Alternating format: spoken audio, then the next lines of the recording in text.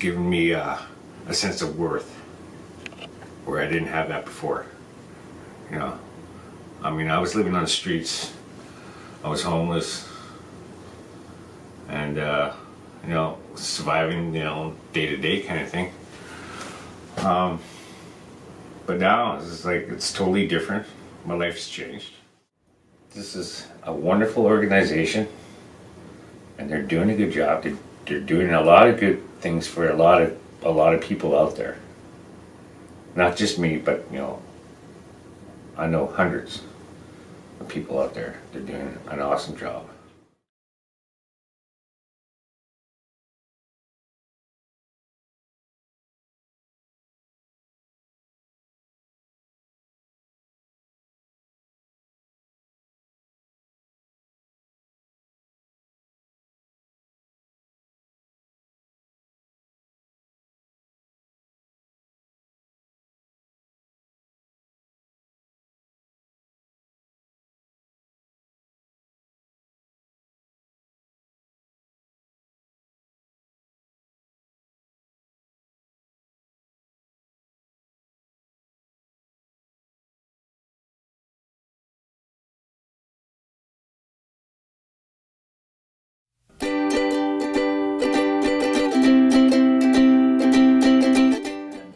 November of 2010, I was kicked out of a recovery house, and I was left homeless. I managed to hook in with an individual here at Reese Center, Larry Stevens, and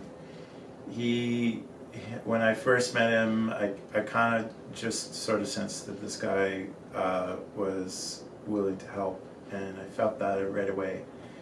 So from there, it built up because while I was homeless, I had to figure out how to get by and whatnot.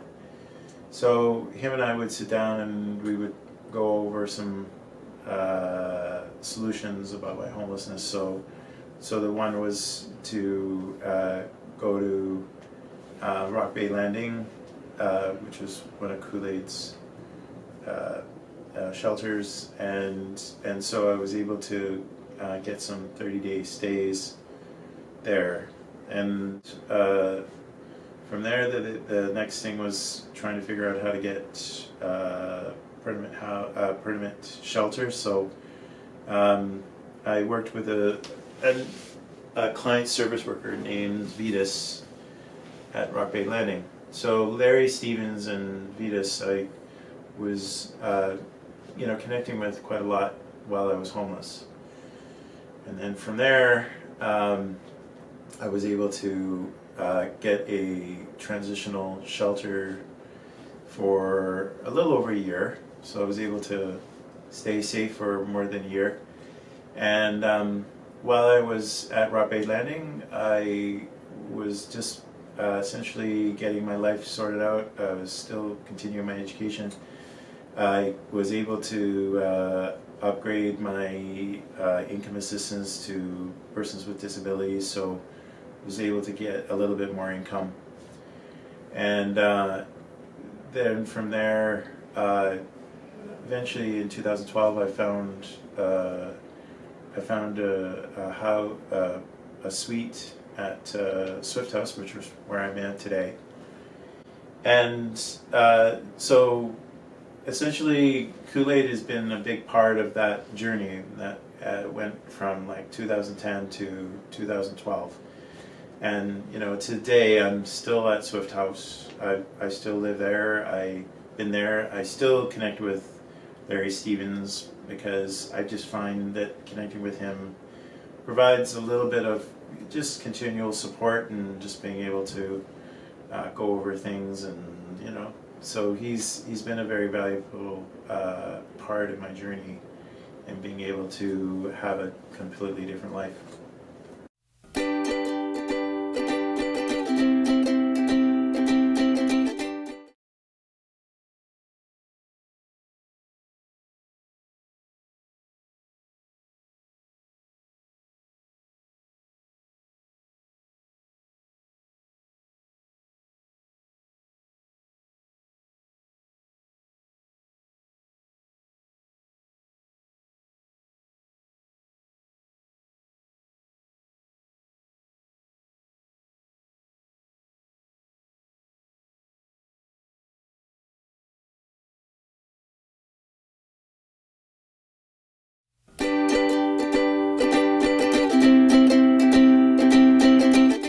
I had an abscessed tooth, and I discovered while I was homeless about the abscessed tooth, and another homeless person said to me, "Did you know that abscesses can kill you?"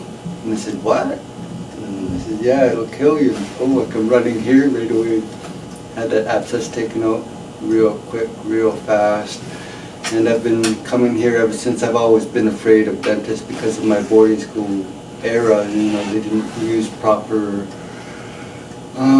freezing methods. You know, they hurt us a lot. So I had to admit it when I was here, my childhood experiences of the residential school.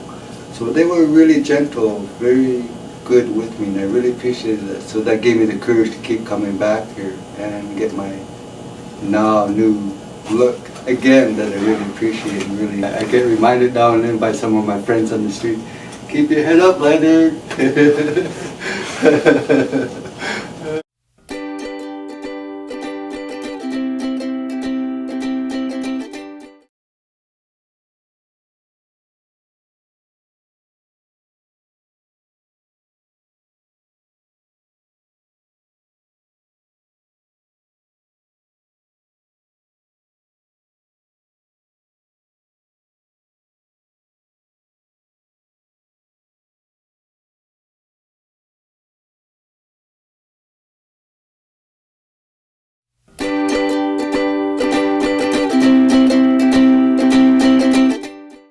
There is Oakland, and Kool-Aid is a very good organization to help you find that hope within yourself. So, like even last night, I was really impressed with we have a new staff member.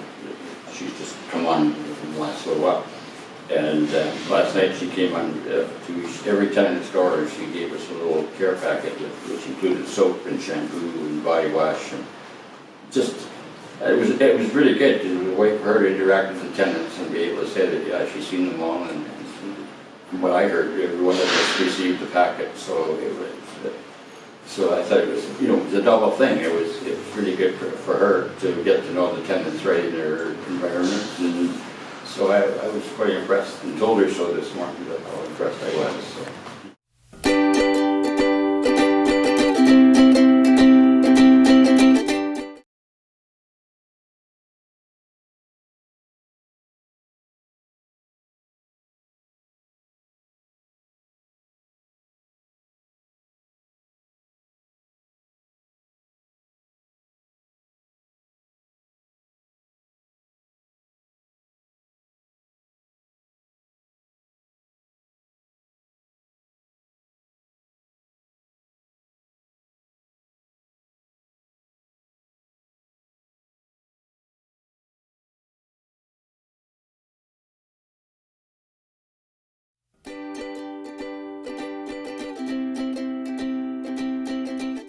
Because age is just a state of mind, okay? That's all it is. You know, you're never too old. I'm not ready to lay down in the bed and watch TV all day. Just,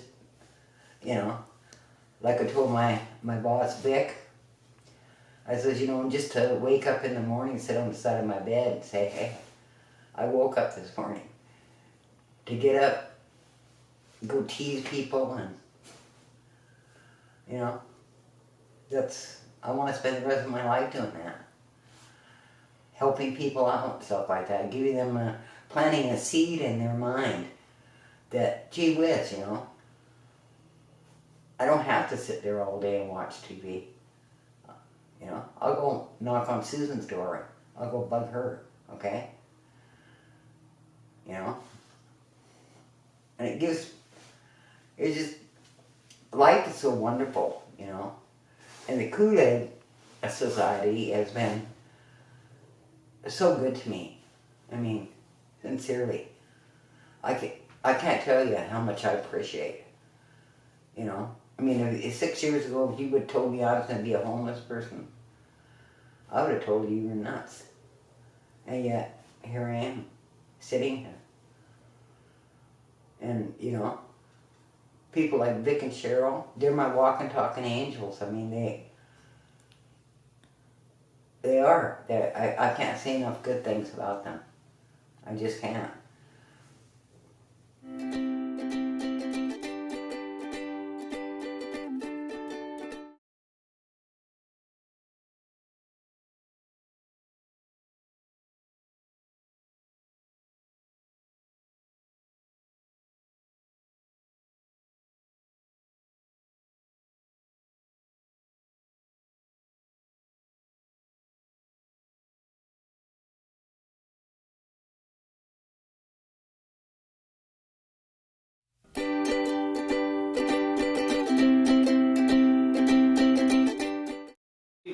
what Kool-Aid has supplied me with is security. Being homeless is just horrid when you're so insecure. I mean, heck, you know, you don't know where your next meal's coming from. Every day's just the same old thing, hoping for a shelter bed and stuff. But it's the security and the sense of community. Here at Desmond House, I can speak for some of my housemates, my friends and neighbors. We are a little bit of a community. That is to say, if anybody's in need for, heck, it doesn't matter, a can of beans, whatever the heck, we very much help each other. And that's kind of what Kool-Aid does.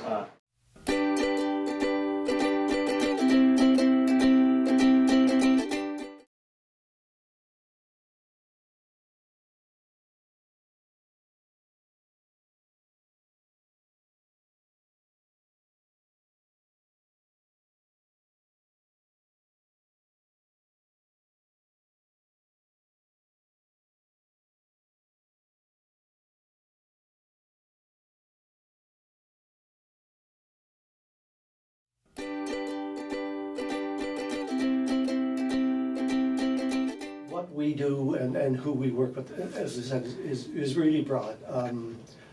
Some of the rewards, some of the payoffs I've seen have been maybe on a minor level of somebody I saw for a period of maybe 2 or 3 years as she transitioned in and out of her addiction, went away, I didn't see her for a couple of years, and one day I look up and his head is poking in the door and she says, "Hi, here I am, I've got a job now, I'm working full-time, got my addiction under control, and I just wanted to come by and say you're one of the people who never gave up on me," and I really appreciated that.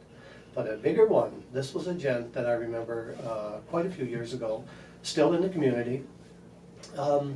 He came in primarily, I would say that the overriding thing was agoraphobia, real fear of going out in public, real fear of contact with people. He would arrive accompanied by his friend who would sit with him on the bus when he came down with his baseball cap pulled down, his sunglasses on. He would sit with her, she would come to the door, I would walk him from the door to the counseling room, we'd do our hour or so, he would leave, she'd meet him, and they'd go home together. And that went on for probably 1.5 years before he started coming in by himself. That went on, I think I saw that person for maybe 4 to 5 years. At the end of that 5 years, he'd joined a program at the university. He was taking courses there. He was becoming extremely computer literate, just on his own, a very well-educated guy. Ended up winning a number of awards for writing in political science, and is now kind of operating on his own.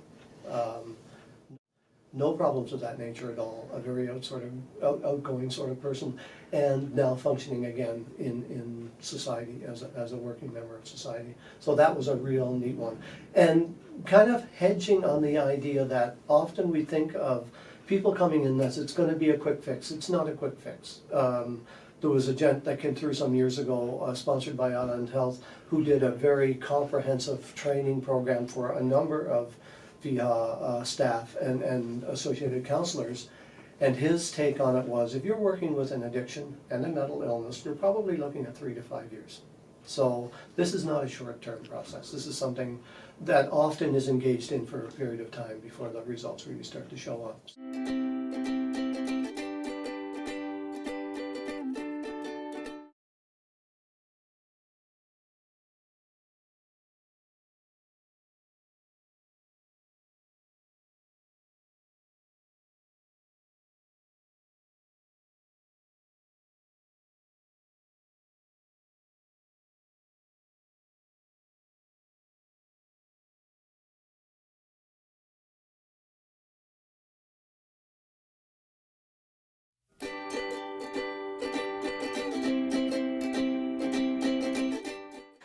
How I found the Merriman was through our place, and Kim at our place sent me, really worked her butt off to get us in here, and we weren't on the street because of Kim.